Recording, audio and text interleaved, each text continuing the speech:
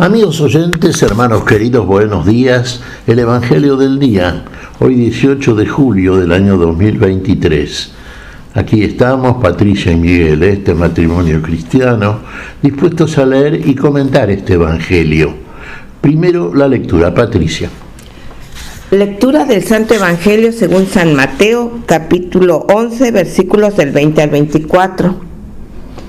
Entonces Jesús comenzó a recriminar a aquellas ciudades donde había realizado más milagros, porque no se habían convertido. ¡Ay de ti, Corosaín! ¡Ay de ti, Betsaida! Porque si los milagros realizados entre ustedes se hubieran hecho en Tiro y en Sidón, hace tiempo que se habrían convertido, poniéndose cilicio y cubriéndose con ceniza. Yo les aseguro que en el día del juicio, Tiro y Sidón serán tratadas menos rigurosamente que ustedes. ¿Y tú, Cafarnaúm, acaso crees que serás elevada hasta el cielo? No, serás precipitada hasta el infierno, porque si los milagros realizados en ti se hubieran hecho en Sodoma, esa ciudad aún existiría. Yo les aseguro que en el día del juicio la tierra de Sodoma será tratada menos rigurosamente que tú. Palabra del Señor. Gloria a ti, Señor Jesús. Fíjese, ciudades, Betsaida, Jorazín, sí, donde predicó mucho el Señor. Convivió inclusive con los habitantes de estas dos ciudades. Y acá el Señor las compara con dos ciudades, Tiro y Sidón. Eran ciudades en el tiempo de nuestro Señor Jesucristo prósperas desde el punto de vista comercial. Y sin embargo, uno diría, bueno, Jorosaín o Corazaín, Betsaida, fueron lugares donde el Señor hizo mayor cantidad de milagros, prodigios, donde convivió, donde predicó. Por eso lo compara, o las compara, con estas dos ciudades que aparentemente eran ciudades preocupadas por el éxito como lo tenían desde el punto de vista económico, a través de la gestión y del trabajo que realizaban sus habitantes. Y concluye finalmente que si en esas ciudades, Tiro y Sidón, se hubieran realizado, él hubiera realizado los milagros que hizo en las ciudades que menciona, en Betsaida y Jorazaín, bueno, hacía rato que se hubiesen convertido. Betsaida y Corazaín no se convirtieron, persistieron en sus inconductas, en su oposición a la gestión redentora de nuestro Señor, a la predicación y a todos aquellos que veían, porque hemos visto y oído, decimos muchas veces, aquellos cristianos en los cuales el Señor, al igual que en estas ciudades, obra milagros, obra prodigios, obra todo aquello que solamente puede hacer el Señor en función de la vida, la cual viene a redimir y finalmente a salvar en nosotros, para que participemos también de la plenitud de esa vida.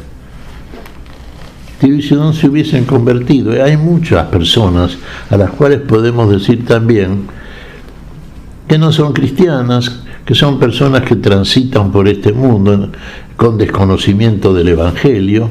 Tenemos respecto de las mismas, en conocimiento de la situación en que están, una grave responsabilidad, que es hacer aquello que todo cristiano debe hacer, lo que hizo el Señor: proclamar la palabra, compartir la palabra, difundirla, transmitirla. El Señor se encargará después de hacer todo, pero nosotros tenemos que ser fruto para la gloria de Dios, fruto para la gloria de Dios en Cristo Jesús mientras estamos en este mundo y mientras estamos, como tantas veces confesamos y muchas veces no lo hacemos, esta fe que nos salva, esta fe que nos dona el Señor, esta fe que es un regalo, una gracia de Dios. La tuvieron Betsaida y Jorazín, la tuvieron, sí, pero no se convirtieron. En cambio, Tiro y Sidón, que no recibieron de la misma manera por parte del Señor, Si lo hubieran recibido la palabra como la recibieron y hubieran visto los milagros que se vieron en las dos ciudades que permanecieron en el error y se opusieron al Señor, hacía rato que se hubiesen convertido. Lo mismo menciona Cafarnaúm. Fíjense, Cafarnaúm era una localidad, una ciudad, un pueblo, una aldea, ¿cómo le podríamos llamar? Pero lo importante, recordemos que ahí vivía Pedro, en la casa de su suegra. Recordemos el episodio cuando Jesús levanta de su lecho de fiebre a la madre de Pedro, y cómo ésta, una vez que hubo recibido por parte del Señor esa actitud, ese acto, ¿no es cierto?, que es como una resurrección. En esto se figura este hecho producido por el Señor, cosas que el Señor decía y el Señor hacía. Cafarnaúm. Y Cafarnaúm pensaba acá, fíjense el pensamiento muchas veces utópico, fantástico de muchos seres humanos, elevarse hasta el cielo, hasta lo más alto, hasta lo más elevado. Y muchas personas creen que sí, que son meritorias, que tienen realmente las condiciones y las demuestran, las manifiestan en su gestión mientras están en este mundo, de que son personas que están por sobre el resto, están más elevadas, cuya estatura espiritual llega al cielo. Ay de ti, Cafarnaúm, los ayes del Señor, ay de ti, ay, lo opuesto a las bendiciones, sin duda, ¿no es cierto? Sí, sí, el Señor se conmueve aquí. El Señor realmente se lamenta de la actitud, en este caso de Cafarnaúm. ¿Y hasta dónde será bajado el orgullo de Cafarnaúm? ¿Hasta dónde ha de llegar? Así como quería elevarse y creía elevarse y pensaba que tenía las condiciones por sobre el resto para elevarse por encima de todos los cielos, por ser importante, lo más importante, a tal grado se autoestimaba, atribuyéndose a sí propio, digamos, no un mérito que solamente estaba en su fantasía y en su ego gigantesco. Hay mucho Cafarnaúm en nosotros, podríamos decir, así como hay mucho Betsaída, Corazaín. Sí, por supuesto. Siempre nos referimos al hombre, ¿no es cierto? ¿Hasta dónde va a ser bajada Cafarnaúm? Hasta lo más profundo de los infiernos, hasta los lugares más inferiores. Y uno diría, como sanción, como castigo. Fíjense que también podríamos apuntar tantas veces a decirlo, aquellos que tienen un ego tan elevado, aquellos que realmente carecen totalmente de lo que es factor generador del verdadero arrepentimiento y conversión al Señor y a los caminos de la vida, aquellos tienen que ser humillados, en que se salsa será humillado, y no lo tomemos siempre como castigo, tomémoslo como una enseñanza del Señor siempre. Es necesario abajarse hasta la humildad, hasta lo más profundo. Así lo hizo el Señor. Él sí venía de lo más alto de los cielos. Él sí era mayor y mejor que todos. Pero Él se humilló en favor de todos nosotros, por amor a todos nosotros, por servicio a todos nosotros. Más allá de un juicio previo de decir, este lo merece, este no lo merece. El Señor lo hizo por todos. No vino a condenar a nadie, vino a salvarnos a todos.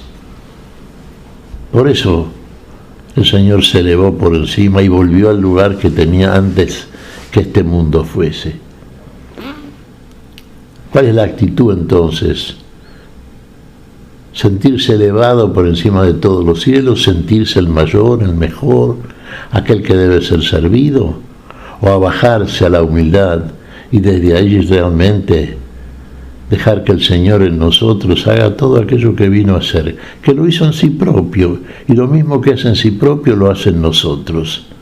Andemos como el Señor nos dice entonces, hagamos como Él nos dice.